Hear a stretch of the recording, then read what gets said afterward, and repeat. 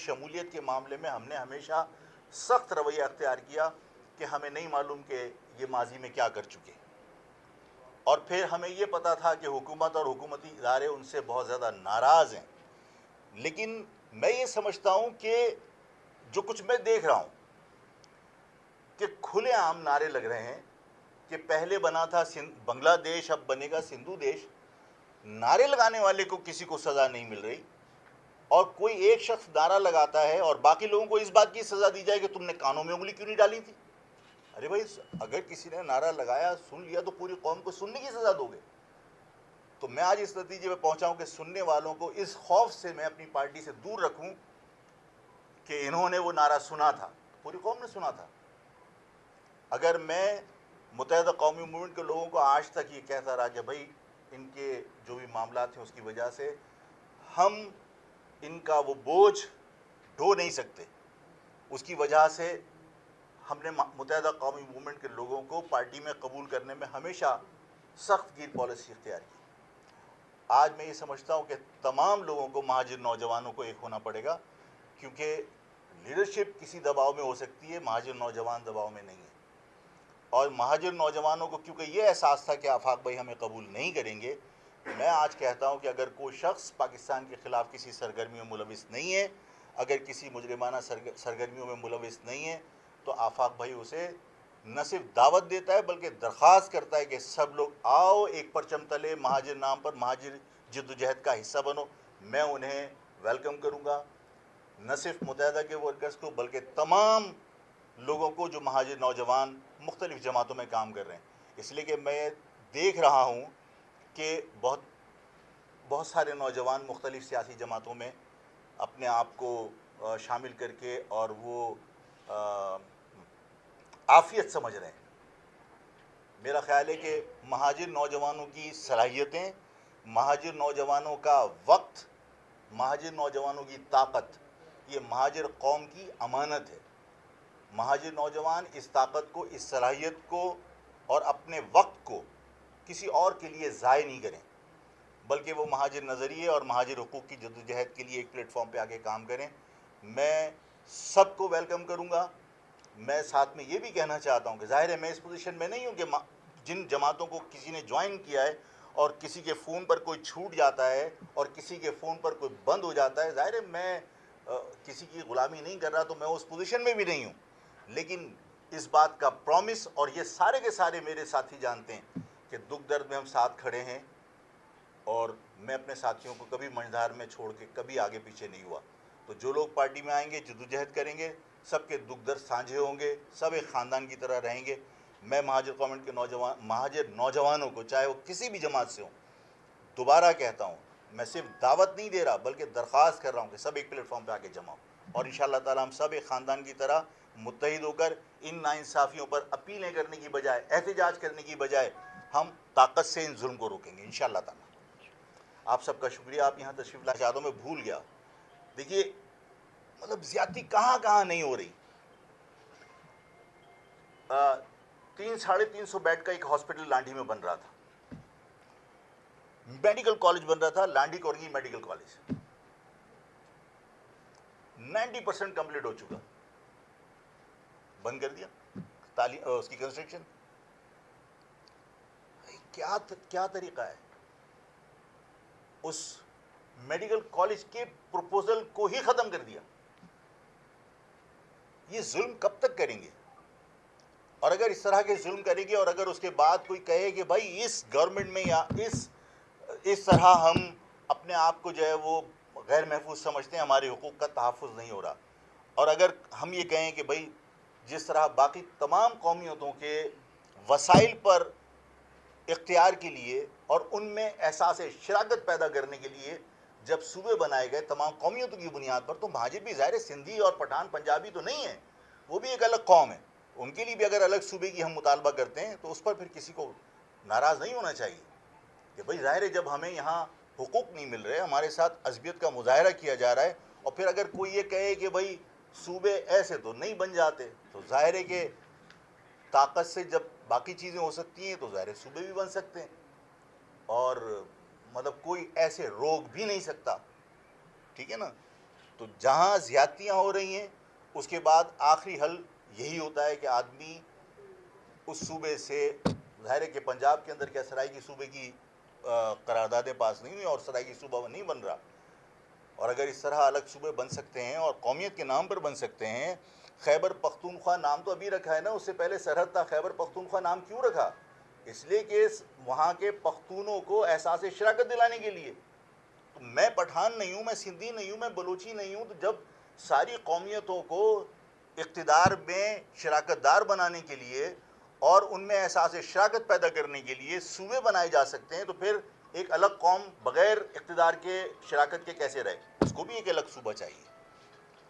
اور اگر یہ ضروری نہیں ہوتا تو پھر ظاہر ہے کہ آپ 1 یونٹ کے اوپر گزارا کر لیتے.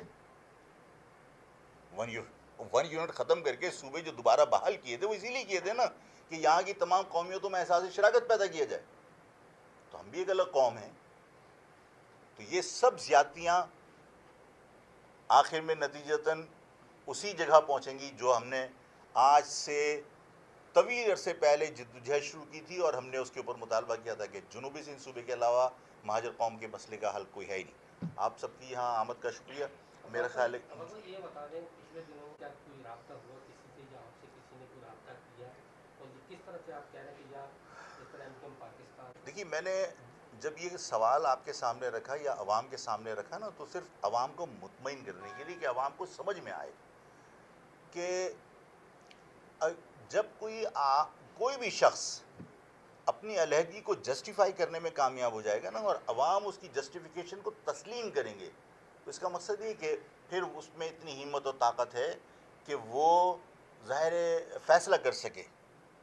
لیکن اگر اس کی جسٹیفیکیشن نہیں دے سکتا علیحدگی کی، اور آخر میں نتیجہ لوگوں کے سامنے یہی نکلتا ہے کہ بھائی یہ مہاجر نام سے دستبردار ہونے کی وجہ سے الگ نہیں ہوئے، یہ کوئی اینٹی پاکستان سرگرمی الطاف کی نظر آئیں اس وجہ سے الگ نہیں ہوئے، بلکہ انہیں تو کوئی لے گیا تھا اس دباؤ میں الگ ہوئے. تو دباؤ میں جب اپنے روحانی باپ سے علیحدگی اختیار کی جا سکتی ہے تو ان سے بغیر پوچھے پھر ملاپ کہاں سے ہو سکتا ہے؟ یہ بات اگر عوام کی سمجھ میں آ جائے تو عوام اس سراب کی کیفیت سے نکل جائے کہ ہاں سب ایک ہو جائیں گے. بھائی نہیں ہو سکتے یہ لوگ جب تک ان میں ہمت نہ ہو. اللہ کرے ان میں ہمت پیدا ہو جائے، اللہ کرے انہیں طاقت مل جائے کہ یہ فیصلہ کریں اور ان لوگوں کو جنہوں نے تقسیم کیا ہے ان کے خلاف ہی مطلب فیصلہ کرنے کی ان کے اندر ہمت آ جائے. ادروائز ظاہر ہے کہ ہم میں نے تو بہت ساری جگہوں پر کہا آفاق کی ضرورت نہیں ہے قوم کو، کسی کی ضرورت نہیں ہے قوم کو. قوم جب متحد ہو جائے گی تو leadership common enemy common against کے نکلتی ہے. یہ ایک نیچرل فنومینا ہے. مجھے بتائیے کہ جب مرتضیٰ بھٹو کے زمانے میں، ممتاز بھٹو کے زمانے میں آپ کے مہاجروں کے ساتھ زیادتی کی گئی، وہاں اس وقت نہ الطاف تھا، نہ آفاق تھا، نہ کوئی اور تھا. لیکن رئیس امروی صاحب جو ایک شاعر تھے، پولیٹیشین نہیں تھے، اس قوم کے لیڈر کے طور پر ایکسیڈنٹلی ایمرج کر گئے تھے یا نہیں کر گئے تھے؟ اور اس کے بعد انہی سے ذوالفقار علی بھٹو صاحب نے مذاکرات بھی کیے تھے. تو جب قوم متحد ہو جائے، میں نے آج جو درخواست کی ہے، میں نے دعوت نہیں دی، میں کہہ رہا ہوں مجھے ضرورت ہے مہاجر نوجوانوں کی کہ آؤ سب متحد ہو کر ہم کام کریں. اس لیے کہ میں اب نا امید ہوتا جا رہا ہوں کہ جو لوگ بغیر پوچھے کوئی ایکٹیویٹی نہیں کر سکتے، وہ بغیر پوچھے فیصلہ کیسے کر لیں گے ایک ساتھ ملنے کا؟ تو ان کے انتظار میں وقت ضائع کرنے کی بجائے قوم کے نوجوانوں کو ایک ہونا چاہیے. اور میں نے یہ درخواست کی ہے، یہ میں نے دعوت نہیں دی. یہ بتائیے گا ایک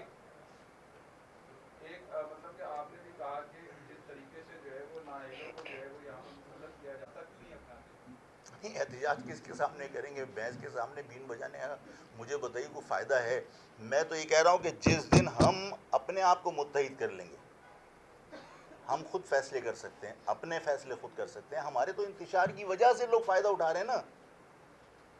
اور پھر میں نے یہ کہا تھا اور آج پھر کہتا ہوں کہ اگر قوم متحد ہو جائے نا تو قوم کو ہماری ضرورت نہیں ہے، ہمیں قوم کی ضرورت ہے. پھر قوم کی سوچ کو لوگ فالو کریں گے. پھر جو ادھر ادھر بکھرے ہوئے لوگ ہیں وہ قوم کے حکم پر ایک ہونے کے لیے تیار ہو جائیں گے. اس لیے کہ ہمیں قوم کی ضرورت ہے، قوم کو ہماری ضرورت نہیں ہے. اگر ہم اپنی روش تبدیل نہیں کر رہے اور قوم ہمیں مسترد کر دے اور قوم متحد ہو کر فیصلے کرنا شروع کر دے تو ہم کہاں کھڑے ہیں؟ باقی لوگ کہاں کھڑے ہیں جو سیاست کر رہے ہیں؟ تو میرا خیال ہے احتجاج اپنی جگہ پر ہے، وہ اگر ضرورت پڑی تو وہ بھی کریں گے، لیکن اس کا حاصل اصول نہیں ہے، اس لیے کہ دیکھیے یہاں آپ کے احتجاج کو کوئی مہذب معاشرے کے اندر ہوتا ہے نا کہ بھئی آپ پلے کارڈ لے کھڑے ہوئے لوگوں نے کہا یار احتجاج کر رہے ہیں، کوئی نہ کوئی تکلیف ہے انہیں.